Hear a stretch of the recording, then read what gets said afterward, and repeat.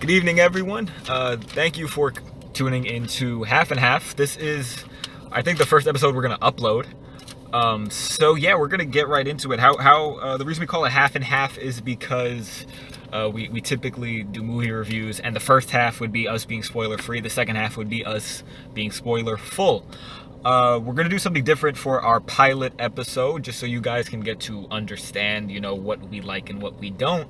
Both of us, Mitchell and I should probably introduce us. I'm John. This is Mitchell. Hello.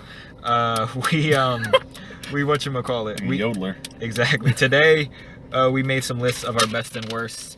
And yeah, you're probably gonna hear some clicking of pens, some crumpling of paper. We apologize.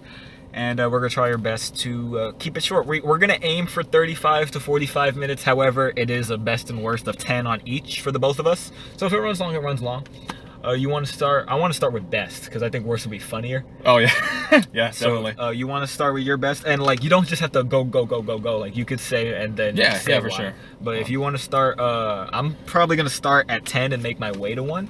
So whatever you want to do, you do it you.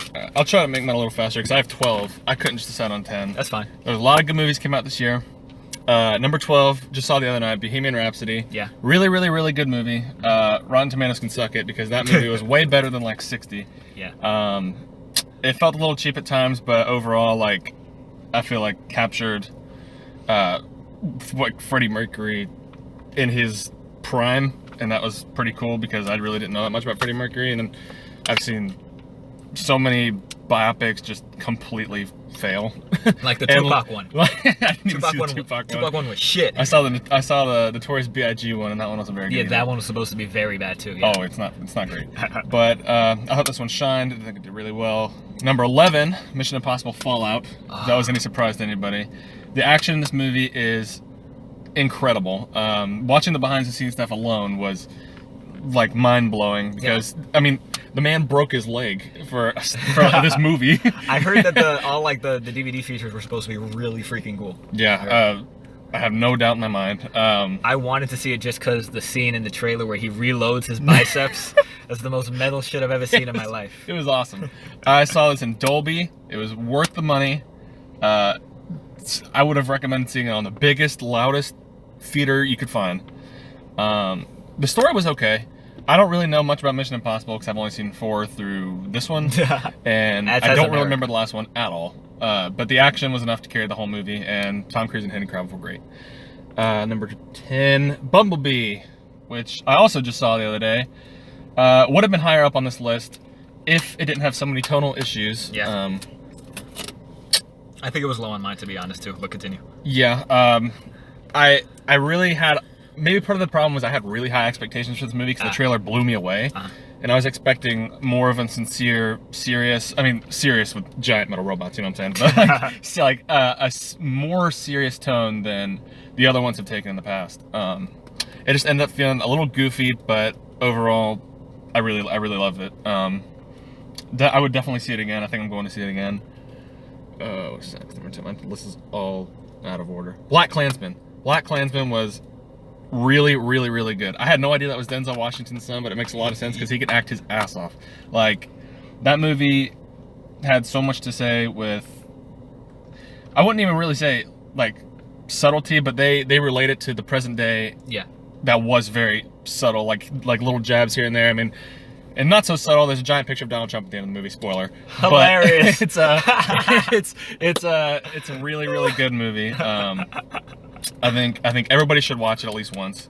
I do want to see that one. There's a lot of stuff I have not seen this year. You haven't seen Black Klansman? I have not seen Black Klansman. Dude, you're missing out. It's really good. I think it raises a lot of questions that people need to address. I loved it. Definitely. Adam Driver was really good. It's good to see him in something other than Star Wars. Star Wars. And what was that bare one? Chest in it. What was that one movie with him and Channing Tatum that wasn't good? I heard it was really good, actually. Was it? The one about the NASCAR brothers. Yes, yes. I didn't see it. Good for Adam Driver. I heard it was pretty good. Good. Not gonna lie. Good for Adam. Good for Adam. Number 8, Spider-Man Into the Spider-Verse. I thought was pretty good. Not 99% good, but I thought it was really important to a lot of kids that are growing up nowadays. For sure. That didn't have a lot of role models growing up. Like, like Spider-Man or Thor or Captain America were all like Caucasian superheroes. It wasn't really like a lot to choose from. Now that we got like Black Panther, we got Miles Morales, We got Wonder Woman. We got Aquaman. tons of. It's a really, really good movie. The animation style is beautiful once you get over how jarring it can be at first. Yes.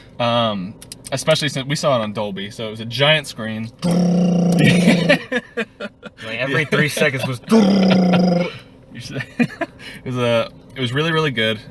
I loved the soundtrack. The soundtrack is amazing. Have you heard it on Spotify? Yes. I was looking through. It's actually not horrible. Dude, it's pretty good. And like, I get goosies with a few of them, like the "What's Up, Danger." dude, that's when he jumps off the building. Like that. Yeah, That's one of those songs. it has the symphony that kicks in. Like, I don't think it's in the actual song, but it's in the movie, and it's really good. Yeah, for sure. One of the best Spider-Man movies for sure. Looking at you, Spider-Man 3. Let's see. I'm looking at you, Amazing Spider-Man. Period. I love Amazing Spider-Man, dude. I enjoy- Don't shit on Amazing Spider-Man. They're not horrible. I'm just kidding. Second one's not great, but I love it anyway. Yeah, exactly. It's like that neglected child in your family. Rip Gwen. Spoiler alert: Gwen Stacy dies in the 2014 Amazing Spider-Man 2. If you haven't seen it in the past 4 years, sorry. Number 7, A Quiet Place, which is better Bird Box, because Bird Box was not great. Better Bird Box. Bird Box was less scary. Quiet Place. Quiet Place is, if you don't know, it's about these people that have to be completely silent with everything they do because of these unknown monsters that came from wherever that can locate where you are based on your sound. I thought this movie was super simple, super to the point, and that's what I loved about it, because we didn't need a whole lot of extra crap that Bird Box gave us. Bird Box was 2 hours long. I think this movie was like an hour and 20 minutes. Yeah. Jesus. Bird Box was a long movie with a lot of shit that did not need to be in there, and it sucked. This movie was short. The dialogue that was said was meaningful. It needed to be there. Everything felt like it was propelled by the plot. Like there wasn't really any aliens in there just to crash through a door, or to hold tension. Like it held tension based solely on the characters, and I really liked it. Number 6. Star is Born. Star is Born was the saddest movie I've seen this year. For sure. Like, I was not expecting that curveball at all.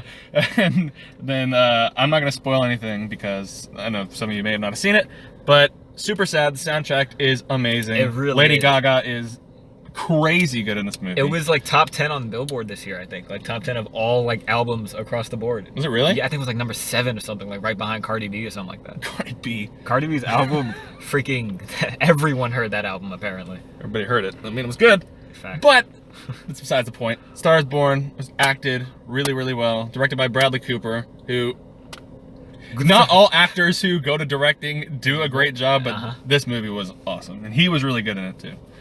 Number five. Sorry if I'm blowing through these. I'm trying to keep my train of thought going, keep the momentum. Exactly. We're like 8 minutes in, so it's not bad. Keep going. Keep going. Number 5, Halloween was a lot. I know a lot of people didn't like this movie because the characters felt shallow and it felt kind of goofy at times, but I really, really loved it. I thought it was really tense. I thought that they did a really good send-off for the character Michael Myers, which I'm hoping they just leave it. I hope they just leave it at this movie and don't make any more, because... Here's the thing. I think it did good, like, financially, so I guarantee they're going to do 6 more. But continue. Awful. I think the soundtrack, like the composing for this movie, was amazing. Like it's most of the stuff is from the original, but the new stuff that they added in is just like, there's a part where like they have like an electric cello and like he walks out of the shadows and goes Reen! I'm like, oh fuck. Like, this is awesome. I heard it retconned, like, because I know they did, how many were there, like 4 or 5? There's like 8. There's like a lot of Halloween. I heard it retcons all of them except the first one. Yes, it takes place directly after the first one, which I loved, because if you've ever seen any of the Halloweens, they're garbage. Like, they're all garbage. Wasn't there one like H2O? Oh yes, H2O, 20 years, which was terrible. Terrible movie, only to be surpassed by Halloween Resurrection, which is even worse than that. I think it has Busta Rhymes in it, if I'm not mistaken. Oh God, Yeah. he acts. He acts. Barely. He's on the screen. That's as much as I can say. He acts the same way Ludacris acts in Too Fast, Too Furious. My God. Rappers should stay away from film, with the exception. Actually, no. Tyrese should also stay away from film too. Yeah, he's an R&B singer, but he's trash. But I hate Tyrese, honestly. He's That's so besides the point. Like whatever. He's terrible. What was it? Halloween. Number four. Creed 2. Creed 2. Not a lot of sequels can do better than the first one, as far as like stakes and as far as keeping you interested in the story and keeping as an more interesting story than the first one. Sorry, I had a stroke. But this one exceeded it in every way, shape, and form.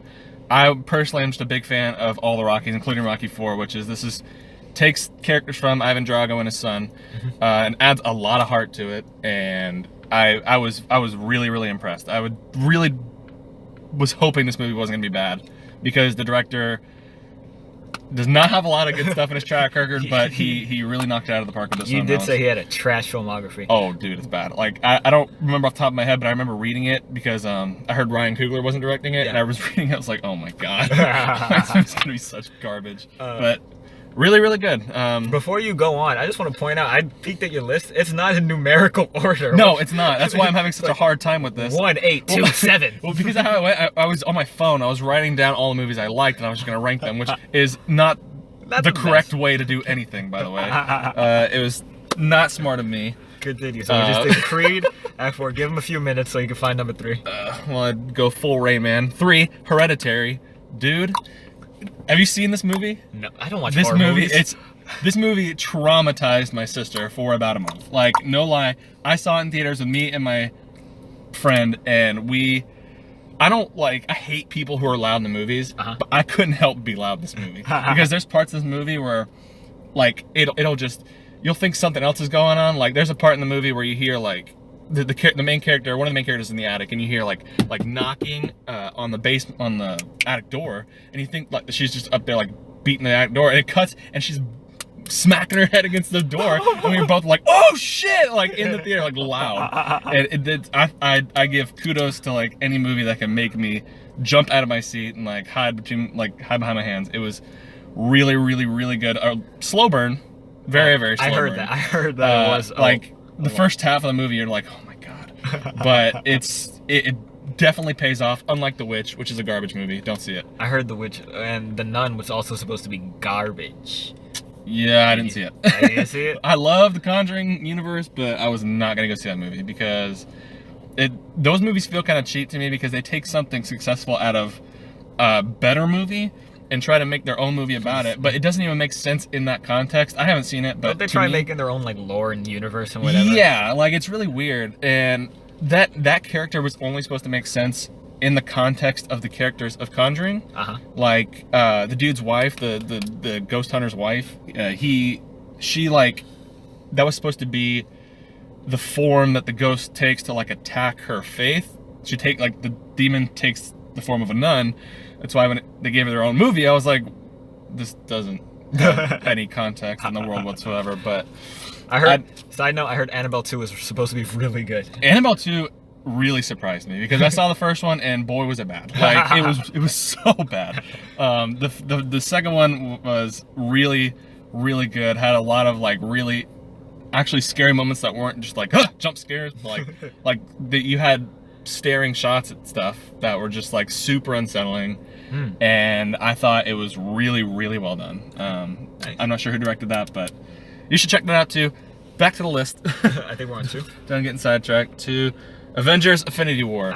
This movie only took second place because I loved my number 1 so much, but number 2, Avengers: Infinity War was amazing. Like by far the best ensemble Marvel movie I've ever seen ever. Like I know there's only been 3, but like better than Civil War. Like I thought this movie did really, really well and shouldn't have worked with how many characters are in it, but somehow gave every character the amount of screen time they needed, made every character feel interesting, and maintained stakes for everybody in this movie, which is a testament to the Russo brothers. They're killing it. Yeah, for sure. I've been watching them ever since Winter Soldier, which is my favorite Marvel movie, and they're amazing. Like, I don't know how they did it. Thanos was great. Yes. I don't know how they made me care about a giant grimace, but like they did.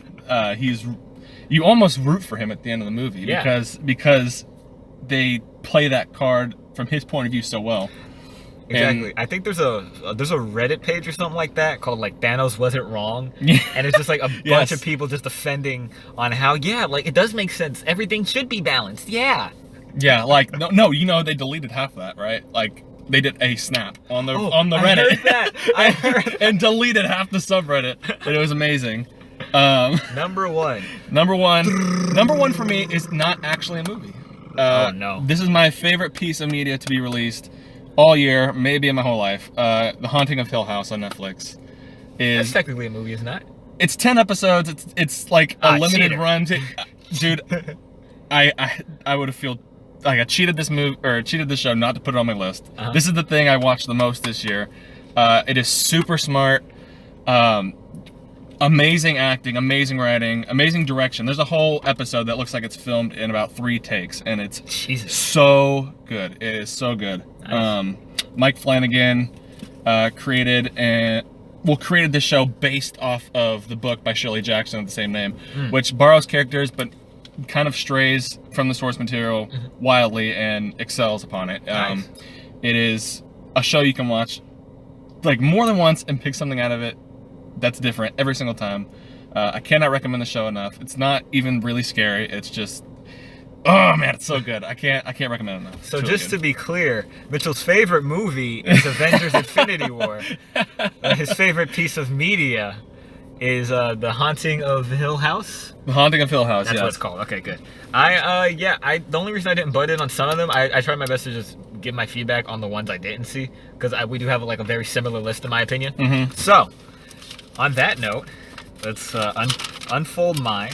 So just to be clear, can you just name them again in order, just so they remember, and we can All right. compare and contrast? In order: number 12, Bohemian Rhapsody; number 11, Mission Impossible: Fallout; number 10, Bumblebee; number 9, Black Klansman; number 8, Spider-Man Into the Spider-Verse; number 7, Quiet Place; number 6, A Star Is Born; number 5, Halloween; number 4, Creed 2; number 3, Hereditary; number 2, Avengers: Infinity War; and number 1, Haunting of Hill House. Alrighty. So, on that note, a message from our sponsor. No, I'm kidding.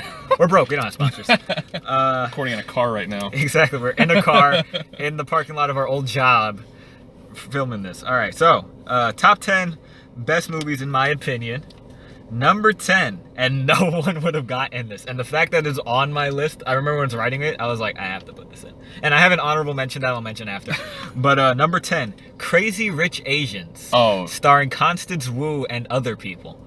Whatchamacallit. So, it's a rom-com, right? This isn't like your average rom-com, though. It's not like, it didn't bore the piss out of me, thank God. How it worked was, it's just about a Asian woman in California. She marries this man, or she's going to marry this man, rather.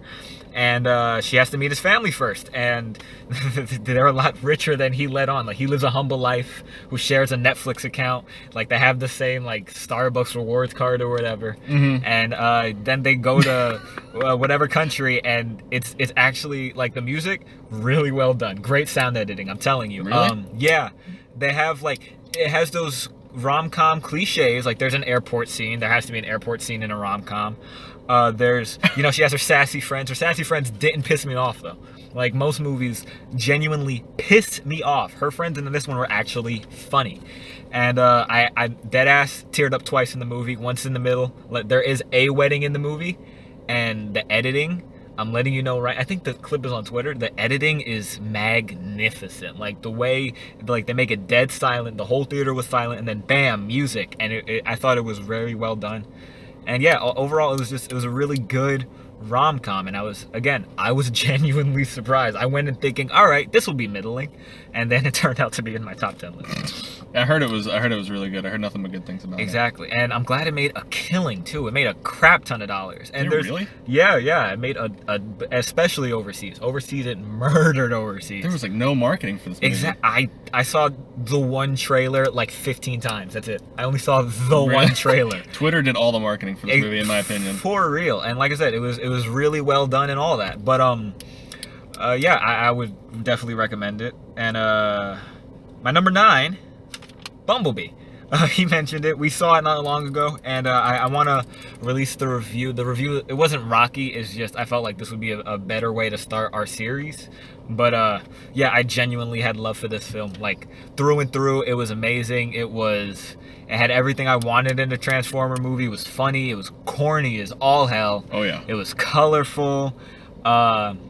It was likable characters. Like there's no other way to put it. Like it was a great soft / hard reboot, and I cannot wait for them to make a sequel. In the event that they make a sequel, I would think they would, just because, you know, money. I think it made good money. Did it make a lot of money? I know it lost to Aquaman, which is a damn shame. What? Yeah, it lost to Aquaman, and I think something else came out recently that it also lost to. I forget, like some Mary Poppins. It lost to that shit too. What? No, Yes. In Aquaman's defense, it had a lot of marketing. I couldn't go anywhere without seeing Jason Momoa's face on shit. Yeah, that's all I heard. Oh yeah. Oh yeah. Every like 3 freaking seconds. So yeah, that was. But no, it was definitely. I think this movie should have won Christmas for sure. Bohemian Rhapsody is my number 8. He mentioned it. We just saw it again. Like, I think I'm a sucker for a good biopic. I love Straight Outta Compton. I can't wait to see that Ruth Bader Ginsburg movie next year. I think it's called On the Basis of Sex or something like that. Like, I love a good biopic, and this was a really good one. It suffered from a lot of generic biopic tropes. Like, I know they had to dramatize some stuff, but like the relationship with him and his ex-wife was like so heartwarming. Actually, I looked up a video after, like a documentary about the end of Freddie Mercury's life. Spoiler alert, he dies at the end. And there's a video of him with his ex-wife's son. And it's really it hits you right in the feels. I saw it and I was like, oh boy, he bought him a stuffed animal. Like, that shit was mad sad, bro. He bought him a stuffed animal. But like, there's like some scenes with just the both of them that are magnificent. Live Aid was like, it wasn't shot for shot because they had to cut, I think, 2 or 3 songs for time. But the songs that they did do from the Live Aid concert were just. I can't wait for this to come out on DVD so someone can put it side by side on YouTube. I still having trouble figuring out how they like recorded the music for this movie, because it sounds just like Freddie Mercury, but like I feel like they took enough liberty on their own to like add some live stuff in there. Yeah. But I was really impressed with how they did all the music in this movie. For sure. I think I saw a review with Raimi where he said it was. Some of it was Freddie. Like, I think the Live Aid stuff was straight Freddie, because I mean there is, you know, the recording, but like some of the live stuff was a mixture of his voice. They had like another singer that sounded a lot more like Freddie, so they mixed it with them, and then they mixed some Freddie in there too. Like, the sound editing, magnificent. It was. It should at least be nominated for an Oscar. At least nominated. It doesn't have to win. Number 7 is also a movie with someone who had their directorial debut, Andy Serkis's Mowgli. Oh my God. Was it good? That movie was so much fun, man. Like, I love Jungle Book. It's probably one of my favorite Disney movies, if I was to be quite frank. I did not like the 2016 Jungle Book. I thought it was too clean. Like, it was too, like, Mowgli looked like he took a bath at the beginning of every scene. And in this one, there's a review with Andy, or an interview with Andy Serkis, where he says, Mowgli looks too clean sometimes, so we had to make him look dirty. And there's scenes where, like, he covered in dirt, like bloodied as hell. And it's like the motion capture, it's done by the king Andy Serkis of motion capture. So like Bagheera, and he plays a Baloo in it. Andy plays Baloo. Does he? Yeah, and the second I saw it, I didn't have to open the IMDb. I was like, that's Andy Serkis. Because it was basically his Black Panther character. Oh yeah. Well, this movie had a really stellar cast behind it. It had such a great cast and such a bad score on like IMDb and all that. Yeah. And that pissed me off because it was so good, man. It was different. It was like, it didn't just cookie cutter the original Jungle Book. Like, there was no orangutans. That was great. No singing. No Christopher Walken. No singing. Thank God. Yeah, that was hard. There was like 2 songs in that movie, and that was one of them. So that tells you how bad that shit was. It was not good. But no, this one, like, it was just all action, and the action pieces were really good. And some of like the shots, like, I'm not sure if you've seen the trailer. Have you seen the trailer for this? I have not seen the trailer. I've seen clips of like Christian Bale doing mocap. Yes. But I have not seen the actual trailer. His mocap is amazing. But no, like, there's, in the trailer, so it's not a spoiler, there's stuff like where he is in a man village and they're doing celebrations around him. And like just the colors and like the culture, you feel it. You feel like you are in India in this time period. And shout outs to Andy Serkis, man. Like, I hope he does more with his directing director, and you heard that. That's a word now. Another Andy Serkis movie, number 6. I got the Black Panther. I think this movie, it suffered from prisoner of the moment, and I was telling Mitchell this not long ago, but when it came out, everyone was acting like this was the Citizen Kane of superhero films. Yeah. And it is very good, and I feel like there is a lot in it that is very important for today's climate, including Killmonger. Killmonger was a very necessary character, and I felt like he did what he was supposed to do. He was a great antagonist. He wasn't really a villain. He was an antagonist. And much like Thanos, he has some good points. Like, why is it that our brothers and sisters have been enslaved and you guys are sitting here in your ivory castles just watching? You know, and he had some great one-liners. He also had some lines that were delivered kind of terribly, I'm not gonna lie. Like, he has that weeks. I don't need weeks. I don't need the whole country to be there. I was like, all right, Michael. Let's settle, Michael. But no, he does have some great delivery, and he has overall he was a good character. I do feel like people were sweating him too much. Yeah, I mean, I feel like people definitely blew this movie up to be the second coming of Christ. Yeah.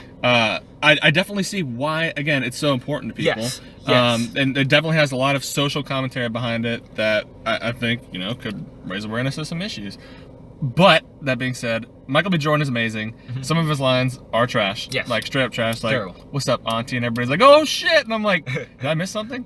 And Chadwick Boseman was great. Yes. I do think he was worse than he was in Civil War, though. I agree. Sure. I would agree. In Civil War, he was so stoic and badass, and he was on a revenge plot. Now he's kind of just... I never freeze. And, like, I understand people of color loving this movie because they've never seen anything, so I'm not sweating that. But there were some white folk that would show up in dashikis to the film and, like, say Jumbo and shit like that after this movie came out. And, like... I understand the cultural, like, the Wakanda Forever was a thing for a minute, and I loved it, and I loved, like, how it brought everyone together. I get that. But again, like, some people were sweating it a little too much. Again, if you're a person of color, I totally understand your love for this movie. And that plays into my love for my next film, Spider-Verse, Spider-Man Into the Spider-Verse. This was my Black Panther because it did center around a Hispanic, Afro-Latino youth, you know, in Brooklyn. And I thought, like, yeah, I'm not from Brooklyn, but I mean, still, I'm a Hispanic kid, and I never had that, you know? So, like you were saying, like, it is important for some people, and I cannot wait for my brother to see this, because it's important for him, too. Like, I think this is one of those films that if it came out when I was 5, I would still, I have Miles Morales tattooed on me. Yeah, like, yeah, absolutely. It's definitely an important movie. It's important, it's funny as all hell. It is, like, some of the editing was great. As Mitchell said, like, it's a headache at first because some of the lining was just off. Like, they made it look like a comic book, so when they would focus on, like, Miles in the forefront, they would, you know, the back would get blurry, or it just looks like you're in a 3D movie and you lost your 3D glasses, essentially. Yeah. So I thought that was not really a problem, but it was a headache. It was much like The Hobbit 1, where I told you, like, The Hobbit one was like 60 frames or something ridiculous like that. So the first 30 minutes, me and my dad had the illest headache of all time. And I was like that. Like, Bailey and I, my girlfriend and I, we saw it. And at first we were like, I think I'm dying. I think I'm stroking out. And then I had to text a few people during the film. They were like, no, it's supposed to be that way. Just enjoy it. And I was like, oh, all right, cool. But yeah, that movie, I can't wait for the sequel. Oh, absolutely. Especially with the... Oscar Isaac playing Miguel. Yeah, dude, it's gonna be so great. God, Oscar Isaac is the freaking king, and I can't wait for 2099. Spoiler alert! But yeah, you've probably seen it on the internet already. But yeah, I feel like this movie would be very important to my childhood. Another movie that is definitely important to my childhood was Christopher Robin, and this movie I feel was slept on like a mother. Yeah, I didn't see it, but you couldn't have recommended it enough. How it works is Ewan McGregor plays an older Christopher Robin, and then, you know, Winnie the Pooh and all them stumble upon him in the modern day. And it's just, not the modern day, but when he was an adult. Like, he fought in World War One, you know? Like, he was, I think World War One or two. I think, I want to say it was one. But, like, he's hardened now. Like, he got kids. He has a job at a bank, and, like, he does all this. And then Winnie the Pooh comes up. He's like, hello. And they go on adventures. And if you do see it, there's an invincible balloon. I'm not going to say how, but like they have this balloon that they take it from one scene to another. And I remember seeing the movie and thinking, there's no way in hell that balloon survived that span of time.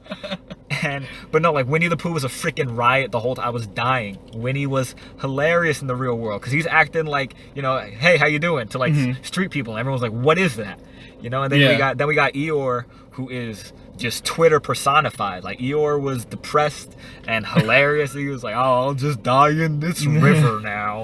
And I was like, my gosh. And they're all faded, which is great. It plays into how it's been so long since they've been loved and since they've been seen, that all of them, like, well, Winnie the Pooh's shirt is like a maroon, off maroon now, not like that bright red. Tigger isn't really orange anymore. He's kind of like a faded brown. And it's cool. They aged them.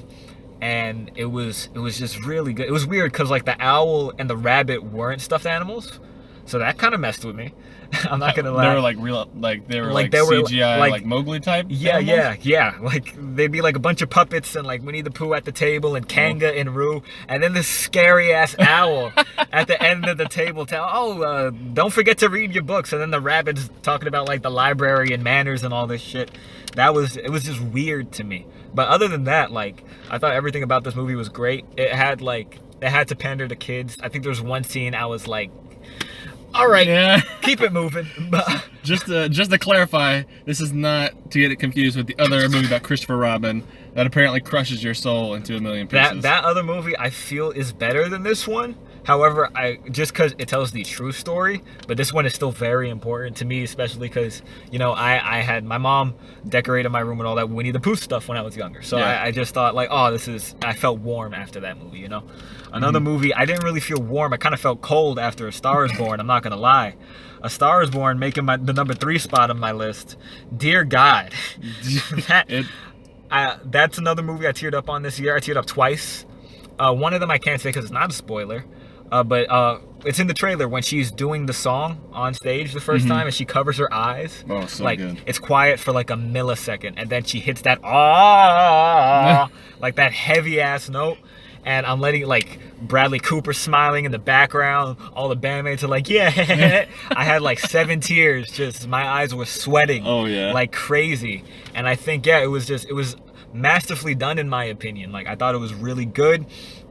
I thought Bradley Cooper, I mean, again, this was the year for the first-time directors. I didn't see mid-90s, but I heard that was really good, too. I did see mid-90s. It is pretty good. But once again, not top 10 material? Not top 10 material. Like, there's a lot of... So, a lot of directors will take the liberty to stare at an actor for about 5 minutes on their face. Oh, no. For no reason other than to be artsy. And there's a lot of that in this film. But... it was pretty good. It's all right. There was a lot of skateboarding, which I was disappointed. There was? Or there was it? not. Oh, that's whack. Yeah, exactly. Well, in A Star Is Born, there's a whole lot of drugs. That makes you feel any better. It's very, like, it tells a really good story on, like, fame and what it does to you and how it changes you. And it has, like, Bradley Cooper, this hardened guy who's like, yeah, I've been in the industry for, like, whatever. Like, I know this. This is my home ground. I'm going to show you. And then, you know, Gaga, she comes in and she has to go through all these trials and tribulations. And it just, like, it's really real. It shows you, like, why people sell out and how people cope with, you know, rehab and all this. Like, I thought it was some great foreshadowing in the movie that you don't catch on to. There's some great songs. Like I said earlier, it's top 10 on the Billboard for a reason. Oh, you know? It's believe the hype. Believe the hype. Another movie we gotta believe the hype on is my number 2, which is Avengers: Infinity War, starring Joshua Brolin as Thanos.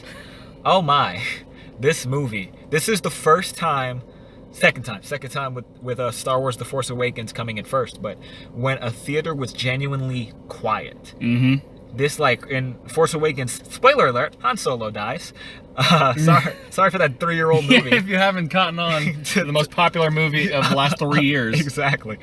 That movie, when Han eventually dies, you could hear a pin drop. Same with this one. Like, I saw this movie, I think I saw it 3 times in theaters. Once I got invited to the screening, and then I saw it with my dad, and then I saw it with my mom. And every time, the entire theater, like, whether it was 10 of us in the theater or 300, you could hear like people's lungs expanding. Like it was that quiet at the end. And I thought, I mean, we all know how it ends at this point. The world has seen this film, but no, it's a great. The Deathly Hallows Part 1. If the Deathly Hallows Part 1 was good, in my opinion. I know you say you like that. I love the Deathly Hallows Part 1. I saw the Deathly Hallows Part 1. I thought, all right, that's a film, and I feel like this does a great job of just capitalizing on like the whole, oh, we gotta chase the stones, oh, we gotta get the Horcruxes, Harry. But they made it more exciting, and I felt like there were so many storylines, and I like how they eventually made their way to the tip of the diamond, in my opinion. They started with like what, the 4 or 5, and made it to just the 2. And yeah, it was great. And as someone who read the Infinity Gauntlet, the snap happens in like the first 7 pages of the first issue. So the fact that they could essentially stretch 7 pages to 2.5 hours and make it amazing, I thoroughly enjoyed it. And I thought it was a great pre-epilogue, I guess, to what we have known so far. Yeah, they're never going to stop making these things. Oh, never. There's too much money. But it definitely is very satisfying. And as the movie was coming to the end, like around the time Thor landed on Wakanda, that's when I was like, this movie has to wrap up in like 15 minutes. And as it was getting closer, I was like, I know, because I didn't think it was going to end how it ended. I thought that was going to happen in the middle, just because of how Infinity Gauntlet is written. Oh, really? I thought it was going to happen middle or beginning of the 3rd act. But as it was going on, I was like, oh, we're ending on this note. And then it happens. Yeah. And then when it's just him on the farm, that's like the last panel in the Infinity Gauntlet issue 6. So seeing that, I was like, oh, this was well done. Like everyone next to me is like, what? Huh? I have to wait? That's what I'm saying, because if you have any sort of like, if you pay attention to anything in the movie news, you know that they filmed this one and Endgame back to back. Yeah. So you knew that the other one was coming out next year, and you knew that, like, you know, whose contract is up and blah blah blah blah and all this other stuff. You had exposition behind it. Yeah. Whereas the general going audience didn't. No. My mom did not know that. So she was like, that's the end? I was like, yep, see you next year. My mom hated this movie. Because, as did mine. Yeah, she did not like, she's like, they killed Spider-Man? He was only 15. I'm like, I don't know what to tell you. People die. No. Half of us. My dad, on the other hand, who has superhero fatigue, mind you, he is tired of this genre. He said, this might be my favorite one. I was like, really? Because the both of us genuinely enjoyed the Captain America trilogy. But he was like, yeah, this might be, the way this was done, this might be my favorite. And speaking of favorites, my number 1, Creed 2. Yeah, man. I saw Rocky 4 a few days before seeing this film because I felt like I had to. And I don't think it... I agree it was probably better than the first one. I don't think the fights were better necessarily, just because in Creed 1, that one-take fight with him and Leo, it's a masterpiece in my opinion. I downloaded that off YouTube. That's how much I like it. I love that fight between them. There's no fight better than that one in my opinion. Same with the Ricky Conlon one at the end of Creed 1. I saw Creed 1 again maybe 2 weeks prior to, and I've seen this movie maybe 4 times. I know how it ends. My heart was still pumping when he's fighting Pretty Ricky. Like it kept me at the edge of my seat. My heart was pumping. My pulse was going crazy. I did not have that same feeling this time around. The first time, yes, because there is indeed 3 fights in this film. The second fight, I was like nervous. I was like, oh, what's gonna happen now? And I did get nervous at the end one too, because there were some hard blows that were thrown, you know, but I feel like nothing really triggered me the same way I was triggered in the first one. However, I can still acknowledge that this movie is superior just because some of the themes, you know, it touches great on toxic masculinity, and I think, you know, Donnie gets too ahead of himself, and that's ultimately how the events of the movie play out. In the first fight in the movie, like I think it shows their records in the first fight, and at the end of Creed 1 he was like 24-1. I think in this one he's like 30-1 or something. Like he was in the 30s for sure. And so you know he has a body of work now. Like he has done professional fights now, and he's fighting the champ in the first fight, and it was great, and it shows his ego. Like after the second, I forget his name. I think it's Wheeler, Andre Wheeler. The second Wheeler hits the mat, The first time, I think he hits it twice. I could be wrong, but the first time he hits it, like you see Donnie's like, "Oh, give me my keys, give me my keys." Yeah. Like you could tell he has changed. Fame has changed him, and it's a lot like Star is Born, where the fame changes you and your perception. And I thought Creed 2 was everything I needed it to be. It was great. Like his relationship with Rocky stood that test really well, in my opinion. Like them just fighting was great. Yeah. Some great montages, training montages was so. I thought they were great in my opinion. Like, because the first one, it shows Drago and it shows Creed's, and you know Creed has all the cameras and he's doing all this flashy stuff and he's underwater and he's doing all this, and Drago's in some shack. Like he's in a shack with 2 jump ropes, a medicine ball, and his evil dad. Yeah. and then the second one, the second training montage, it's reversed. I'm not sure if you noticed, but Drago and his dad are in this gym. Yes. They're Adidas head to toe. Yeah. Like they got all the cameras doing all that, and Creed is in some hole in Mexico with a hammer, a tire, and another medicine ball. They really got the medicine balls down packed in this one. But no, like the parallels between the two were great in my opinion. I didn't hate Drago. Like young Drago, Victor. I didn't hate him. I hated Ivan. I hated Ivan a lot. Hated his character. Or hated like the actor that like. No, his character. Yeah.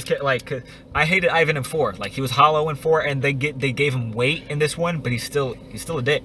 That's one of the reasons I love this movie so much, is because he was so hollow in 4. It's pretty much the backstory behind Rocky 4 is that like it was pretty much going on when the Cold War was going on, and it was like a public, you know, like at the end of the movie, he's like, if I could change, we could all change, and like, and then everyone in Russia stood up, and started clapping. And he was very hollow. He was pretty much to represent the USSR, like the whole nation. Exactly. But this movie, I didn't hate either one. Because I genuinely felt bad for them. I felt bad for him because the fallout of Rocky 4 was very apparent, and it hits you in the face hard real quick. But I still thought, like, he still killed that guy. He still killed Apollo Creed. He did still murder a man. You're right.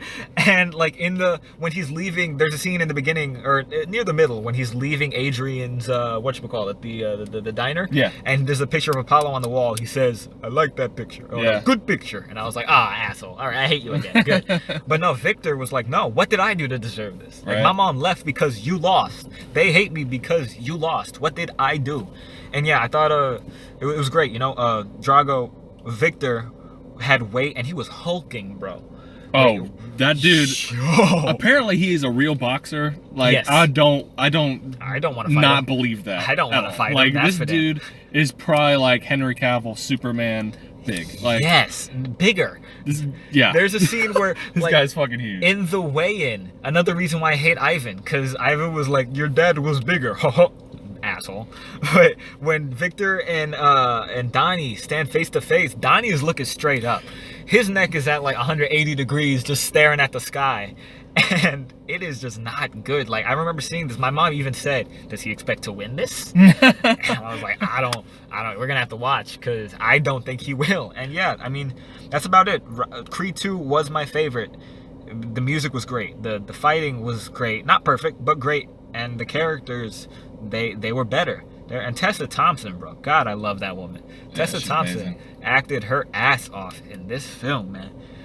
She went through the works in this movie, bro. Oh, yeah. That poor woman. She's coming up, though. Men in Black. Oh, yeah. Her and Thor. Back at it again. Woo! I'm not gonna lie. I've never seen Men in Black because my dad and my mom hate it. They hated it when it came out. So they were like, you don't need to see it. They were like, you don't need to see it. I was like, me and my dad have similar tastes. That's why. He was like, you don't need to see it. And I was like, all right, never will. He told me this my sophomore year of high school. Really? I haven't seen it since. The first one is really, really good. And the second one's okay. The third one is like my favorite in my opinion. Because Josh Brolin, just if you look at Josh Brolin and Tommy Lee Jones next to each other, it's like a carbon copy. Like, it's crazy how good Josh Brolin does Tommy Lee Jones. They do actually kind of look alike. Wow. Now that I think about it, wow. And they're both in the MCU. Isn't that crazy? Are they? Oh, he is in the MCU. That's right. He's a General... Exactly. Nobody knows. General America. But yeah, that's a punctuation on my list. And Mitchell did his. I think we should just end it and make our worst a separate guy. Just because we're pretty deep in there right now, yeah? Yeah, we could do that. All right. Well, on that note, thank you for tuning in to another episode of Half and Half. And I hope everyone here has a great day, alrighty? Thank you very much for tuning in. Don't forget to like, comment, and subscribe. Yada, yada, yada, yada.